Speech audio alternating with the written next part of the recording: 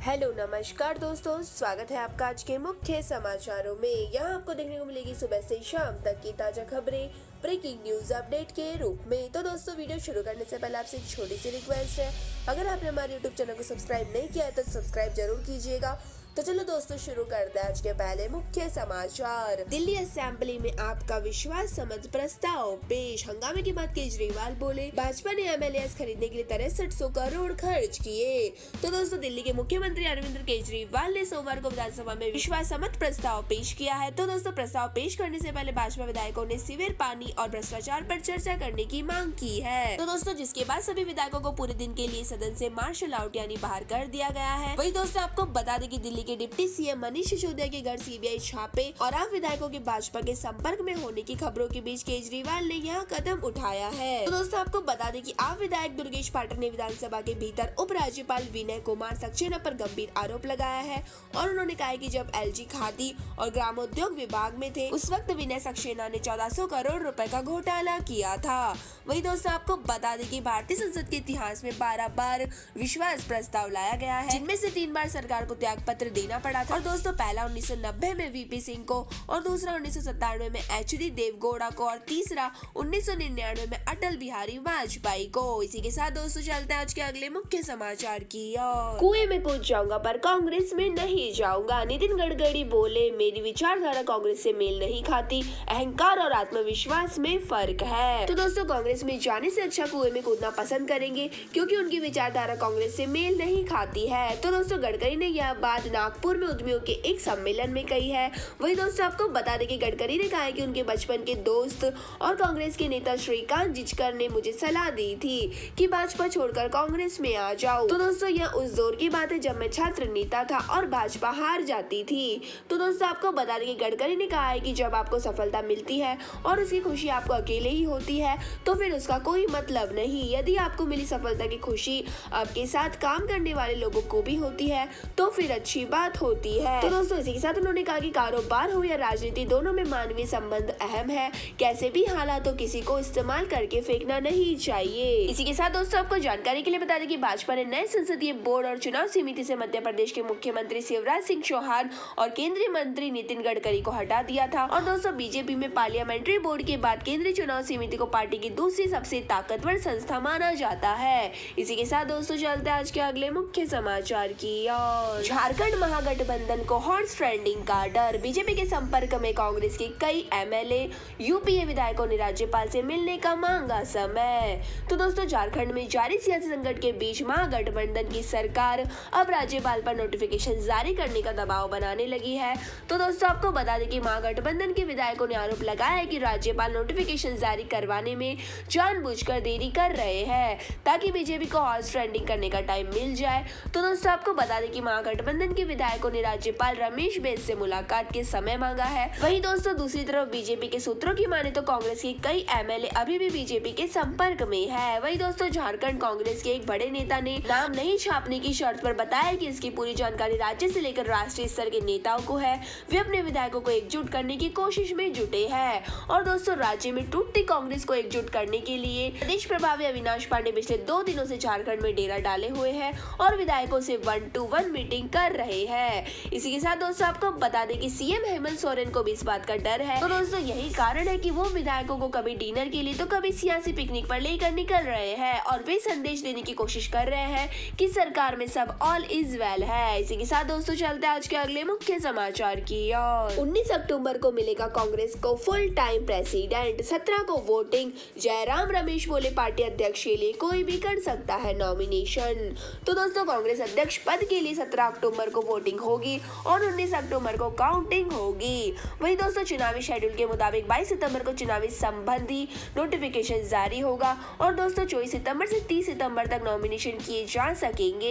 हालांकि दोस्तों, आपको बता दें कि अगर अध्यक्ष पद के लिए सिर्फ एक उम्मीदवार होता है तो ऐसी स्थिति में रिजल्ट की घोषणा 30 सितंबर को ही की जा सकती है। वहीं दोस्तों, आपको जानकारी के लिए बता दें कि कांग्रेस वर्किंग कमेटी की बैठक के बाद केंद्रीय चुनाव प्राधिकरण के अध्यक्ष मधुसूदन मिस्त्री ने यह जानकारी दी है और CWC के बैठक में मौजूद सभी सदस्यों ने इस चुनाव शेड्यूल की सहमति जताई है।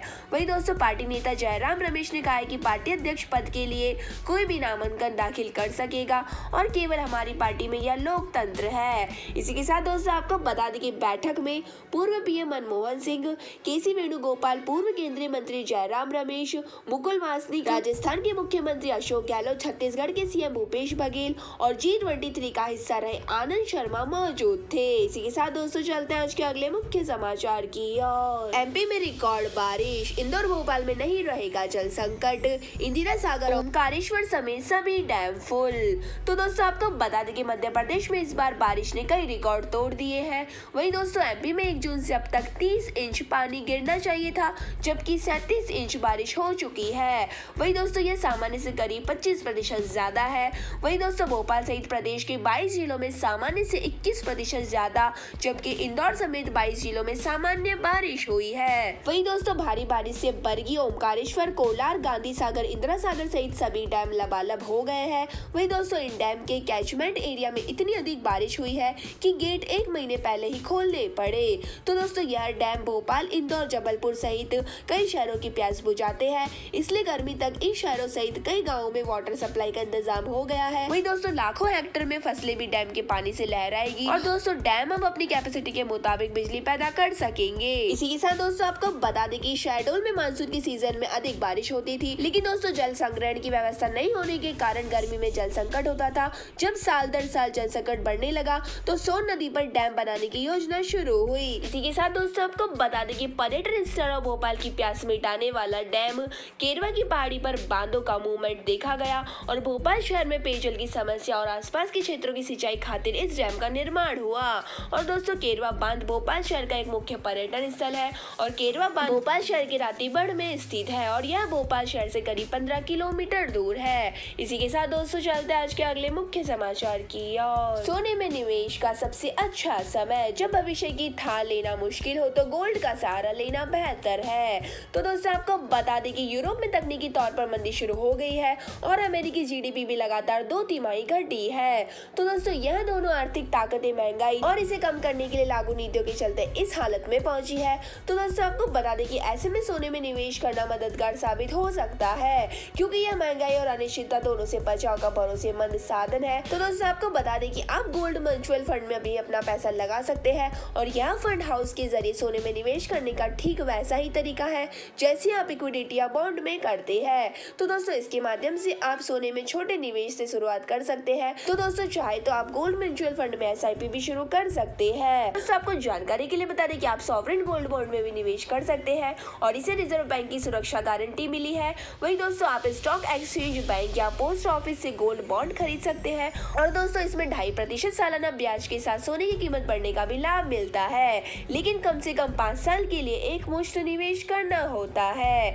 इसी के साथ दोस्तों चलते हैं आज के अगले मुख्य समाचार की ओर। शेयर बाजार में भारी गिरावट, सेंसेक्स करीब 1250 अंक टूटा, निफ्टी 17,200 के नीचे, TCS और विप्रो टॉप लूजर्स। तो दोस्तों इस हफ्ते की शुरुआती कारोबारी दिन सोमवार को शेयर मार्केट में भारी गिरावट देखने को मिली है। तो दोस्तों आपको बता दें कि सुबह 9:30 सेंसेक्स करीब 1250 अंक या 2.06% नीचे 57,623.25 पर। तो दोस्तों जबकि निफ्टी 361.50 अंक या 2.06 नीचे 17,197.40 पर कारोबार कर रहा था। वही दोस्तों tech Mahindra, Infosys, HCL technologies, TCS और विप्रो में 1 से 5% तक की गिरावट देखने को मिली है। वही दोस्तों लार्ज कैप, मिड कैप और स्मॉल कैप हर सेगमेंट में कमजोरी नजर आ रही है। वही दोस्तों निफ्टी, बैंक, फाइनेंशियल और IT इंडेक्स कमजोर हुए हैं और अन्य सेक्टर में बिकवाली है। तो दोस्तों निकाई में 225 में 2.86% कमजोरी नजर आ रही है और दोस्तों स्ट्रेट टाइम में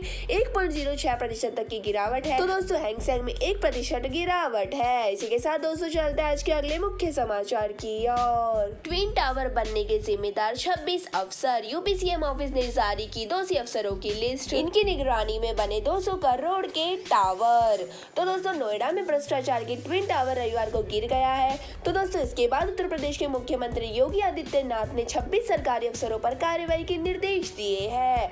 तो दोस्तों सीएम ऑफिस से इन अफसरों की लिस्ट भी जारी हो गई है। वही दोस्तों टावर बनते समय ये अफसर किसी न किसी पद पर नोएडा डेवलपमेंट अथॉरिटी में तैनात थे। वही दोस्तों इनके संरक्षण में इमारत को 15 से 32 मंजिल बनाने की मंजूरी दी गई थी।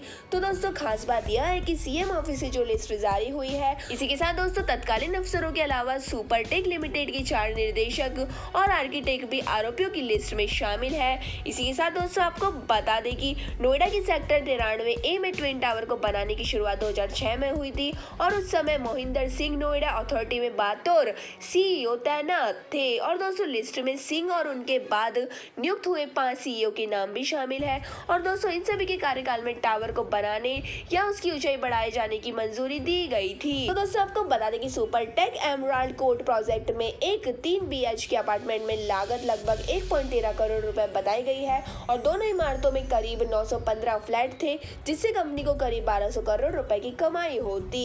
और दोस्तों कुल 915 फ्लैटों में लगभग 633 बुक किए गए थे और कंपनी ने होम बॉयर्स से लगभग 180 करोड़ रुपए इकट्ठा किए थे।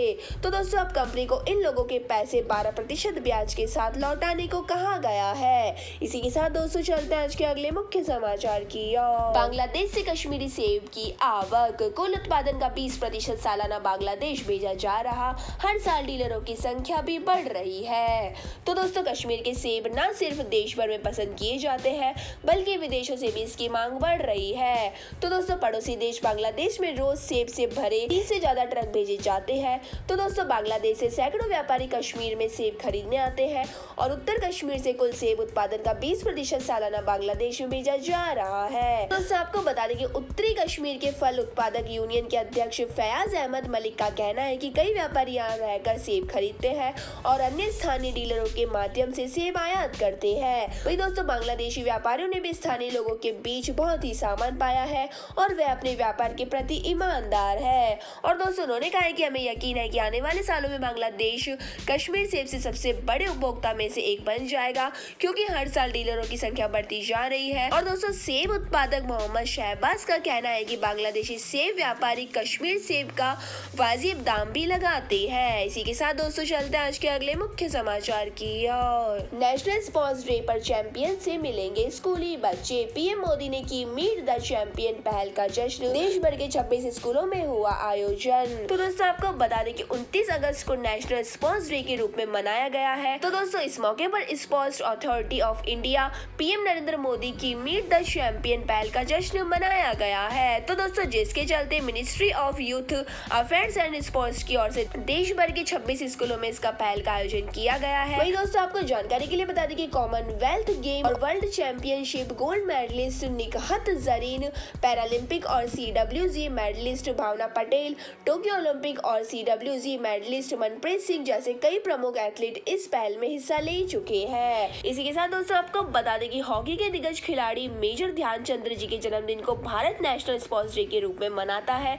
और दोस्तों 29 अगस्त को मेजर ध्यानचंद का 120वां जन्म दिवस था और दोस्तों उनकी कप्तानी में भारतीय हॉकी टीम ने ओलंपिक में लगातार 3 बार गोल्ड मेडल भी जीते हैं। वही दोस्तों आपको जानकारी के लिए बता दें कि नेशनल डे स्पोर्ट्स 29 अगस्त 2012 को पहली बार मनाया गया था।